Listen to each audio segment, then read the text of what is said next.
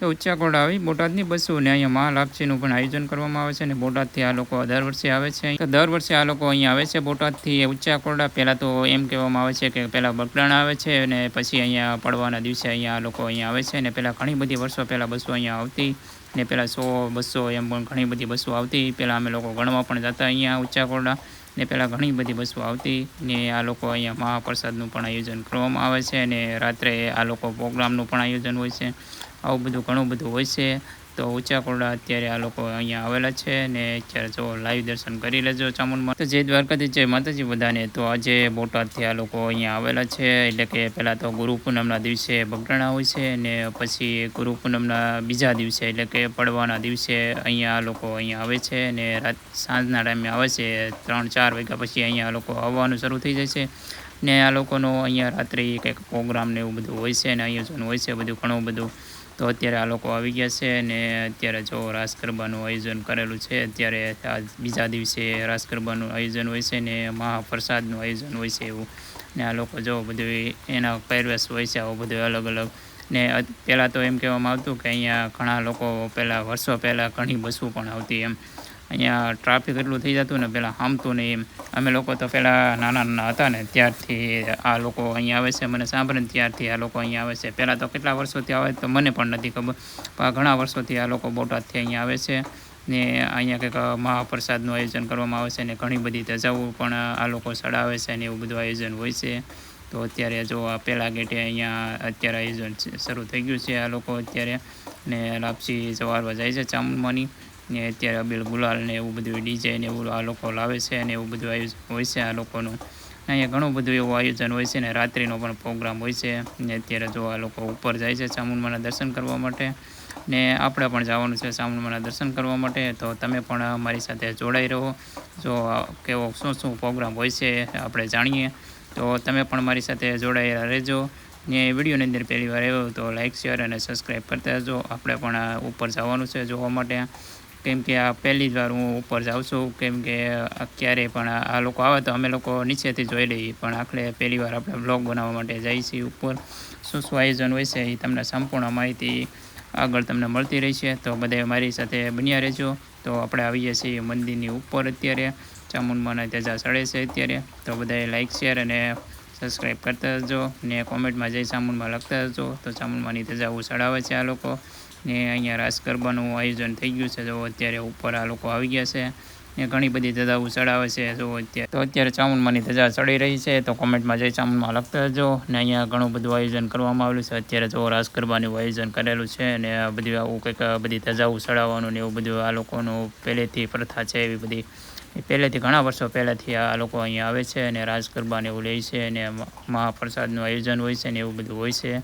ને આ લોકો અહીંયા આમ ગણો તો 2 દિવસ અહીંયા રહે છે આ લોકો ને 2 દિવસ બગડાણા ગુરુ પૂનમના દિવસે એટલે કે આગલા દિવસે સવદેશના દિવસે એ લોકો બોટાદથી અહીંયા સવદેશના દિવસે બગડાણા આવે છે ને ત્યાં પણ એ લોકો 2 દિવસ રહે છે ને ત્યાં પણ પ્રોગ્રામનું આયોજન હોય છે બગડાણાનું. તો આપણો બગડાણાનો પણ બ્લોગ આવી ગયો છે તો બધાએ જોઈ લેજો. આપણી ચેનલની અંદર આવી ગયેલો છે બગડાણા. તો બગડાણાનું પણ મહાપ્રસાદનું કંઈક આયોજન હોય છે ને એવું બધું. રસોડાનું ભવ્ય રસોડું એમ કહેવામાં આવે છે. ગુજરાતનું પહેલા નંબરનું રસોડું હોય ને તો બગડાણા એવું બધું આયોજન છે. તો આપણે ચેનલની અંદર એનો ફૂલ બ્લોગ પણ આવી ગયો છે તો બધા જોઈ લેજો. ને અત્યારે જો ધજા પણ ચડી રહી છે ચામુંડમાની ને અહીંયા બધું આવી રીતનું આયોજન હોય છે. તો કેટલી બસો આવી છે ને શું છે એ પાર્ટ 2ની અંદર તમને લોકોને હું કહીશ. તો સંપૂર્ણ માહિતી જોવા માટે આપણી ચેનલને સબસ્ક્રાઈબ કરતા જજો. તો આપણે પાર્ટ 2ની અંદર તમને લોકોને હું કહીશ કે શું આયોજન હતું એમ. તો એ આપણે પાર્ટ 2ની અંદર આપણે એનો બ્લોગ આવવાનો છે. ને અત્યારે જો મહાપ્રસાદનું આયોજન છે અને અત્યારે જો આ બધા એનો પહેરવાશ જો અત્યારે આવો પહેરવાશ ક્યાંય કઈ જગ્યાએ આવું રીતનું બધું હોય છે એ કહેજો તમે લોકો. અને આ બોટાદથી જો આ લોકો આવે છે દર વર્ષે ને ખૂબ આયોજન સરસ મજાનું હોય છે. અને અત્યારે તો કેમ કે પહેલાં તો ઘણું બધું પબ્લિક અહીંયા આવતું ને અત્યારે તો આ વરસાદના કારણે આ વર્ષે થોડુંક ડીમ રહ્યું છે તો પણ ઘણું બધું પબ્લિક આવ્યું છે. તો એ સંપૂર્ણ તમને માહિતી જોવા માટે કેટલી બસો આવી છે ને શું કેટલા સાધનો આવે છે એ આપણે પાર્કિંગની અંદર જોવા જઈશું. તો આપણે ચેનલને સબસ્ક્રાઈબ કરતા જજો બધા. ને આપણે આવી જાય છીએ પાછા ઉપર. અહીંયા જો અત્યારે રાસ ગરબા અહીંયા ઉપર પણ આ લોકો લે છે. ફૂલ મોજ આવી ગઈ છે આ લોકોને અત્યારે. ને આપણે પહેલી જ વાર અત્યારે ચામુંડાના મંદિર ઉપર આ ધજા ચડે છે ને આપણે પહેલી જ વાર આવ્યા છીએ. ને અત્યારે જો આ તમને દેખાડું લોકેશન બધું ઊંચા ઘોડાનો ઉપરથી કેવો નજારો લાગે છે એમ. આ મંદિરની ઉપરનો નજારો સરસ મજાનો નજારો છે.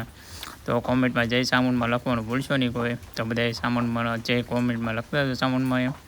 તો આપણે જવાનું છે પાછું નીચે. તો નીચેનો નજારો તમને લોકોને હમણાં પાછો બતાવીશ ને અહીંથી દરિયો કેવો લાગે ને એ તમને દરિયાનો પણ નજારો તમને લોકોને હું બતાવીશ.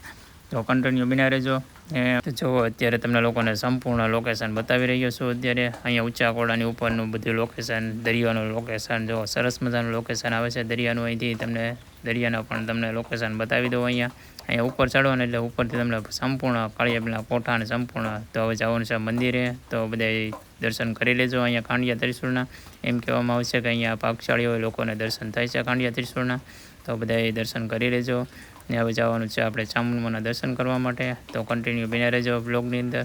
તો તમને ચામુંડાના પણ દર્શન કરાવીશ. તો કન્ટિન્યુ બિના રહેજો. તો જો અત્યારે પાછા આપણે અહીંયા બહારનો નજારો જોઈ લ્યો તમે લોકો ને ચામુંડાના દર્શન કરી લેજો. તો કોમેન્ટમાં જય ચામુંડામાં લખતા જજો બધા. તો હજી આપણે મેઇન મંદિરે જવાનું બાકી છે ને ત્યાં સાઈડમાં બીજું ચામુંડાનું મંદિર છે તો ત્યાં આપણે જઈએ અત્યારે. ને હજી આપણે જવાનું છે જે ચામુંડાનું મંદિર છે ત્યાં આપણે દર્શન કરવા જવાનું છે. તો કન્ટિન્યુ બિના રહેજો બ્લોગની અંદર. તો લાઈવ ચામુંડાના દર્શન કરી લેજો બધા. ને કોમેન્ટમાં જય ચામુંડામાં લખવાનું ભૂલશો નહીં. પાછા આવી ગયા છીએ આપણે બહાર. એનો ફૂલ આપણે પાર્ટ 2ની અંદર આપણે એનો ફૂલ મૂકી દઈશું. આપણે કેટલી બસો આવી છે ને શું શું આવી છે એવું સંપૂર્ણ માહિતી, રાત્રિનો પ્રોગ્રામ ને એવું બધું સંપૂર્ણ જોવા માટે આપણી ચેનલને સબસ્ક્રાઈબ કરતા હતો. કેમ કે અત્યારે નાના નાના વ્લોગ બનાવવા પડે છે. આ વાદળાના કારણે અત્યારે નેટ એટલું બધું સ્લો હાલે છે ને, તો બહુ સ્લો હાલે છે અત્યારે નેટ. તો અપલોડિંગમાં કમસે કમ 2 થી 3 કલાક લાગી જાય. ક્યારેક તો આખો દિવસ વિયો જાય એટલું નેટ સ્લો હાલે. કેમ કે નેટવર્ક જ નથી આવતું અહીંયા ઊંચા કોડાની અંદર. તો એટલા માટે આપણે નાના નાના ટુકડા કરીશું 10-10 મિનિટનો કે તો 7-7 મિનિટનો એમ વ્લોગ બનાવીશું. તો પાર્ટ 2 જોવા માટે સબસ્ક્રાઈબ કરતા